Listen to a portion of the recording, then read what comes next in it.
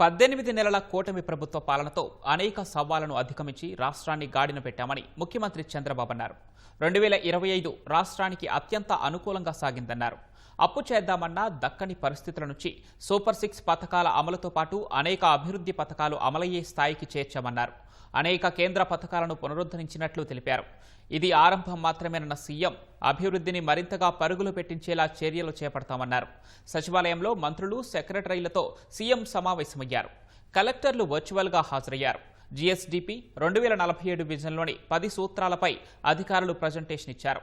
ఆదాయార్జన, కేంద్ర పథకాలు, పీపీపీ ప్రాజెక్టులు, దస్త్రాల పరిష్కారం, ఆన్లైన్ సేవలు, వాట్సాప్ గవర్నెన్స్లపై సమీక్ష నిర్వహించారు.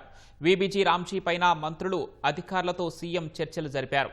అనంతరం కూటమి ప్రభుత్వ పాలనపై మాట్లాడారు.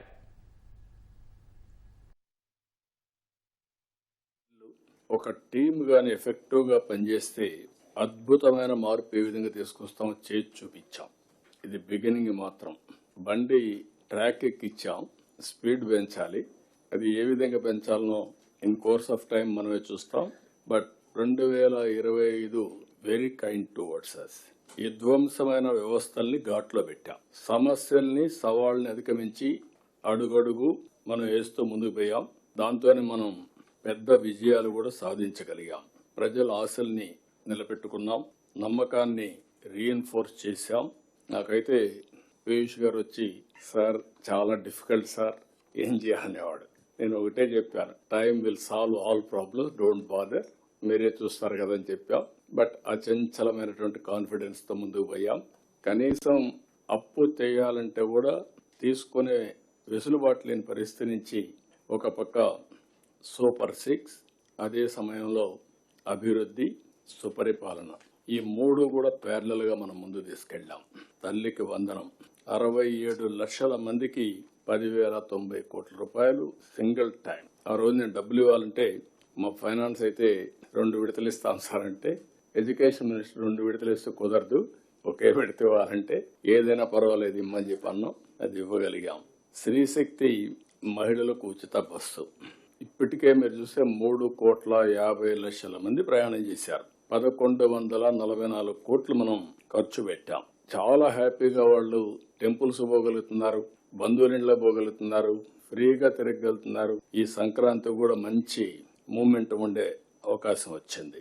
ఇంకొక పక్క 46 లక్షల మంది రైతులకు అన్నదాత సుఖీభావ ఇచ్చాం. 6,310 కోట్లు ఇచ్చాం.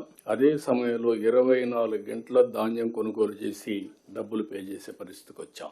మొన్న పోతే ఈస్ట్ గోదావరి జిల్లాలో రైతులు చాలా సంతోషం సార్, ఒకప్పుడు డబ్బులు వచ్చేటివి కాదు, మేము వేరే వాళ్ళకి అమ్ముకునే పరిస్థితి వచ్చేది, ఒక 100-200 రూపాయలు తగ్గించి అమ్ముకున్నాం.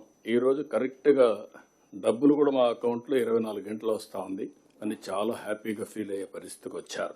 దీపం 2, 3 సిలిండర్లు ఉచితంగా ఇచ్చాం. పెన్షన్స్ మనం ఏ రాష్ట్రంలో కూడా లేదు. 33,000 కోట్ల రూపాయలు ప్రతి సంవత్సరం 4,000, 6,000, 10,000, 15,000 వాళ్ళ పరిస్థితిని బట్టి మనం ఇచ్చే పరిస్థితికి వచ్చాం.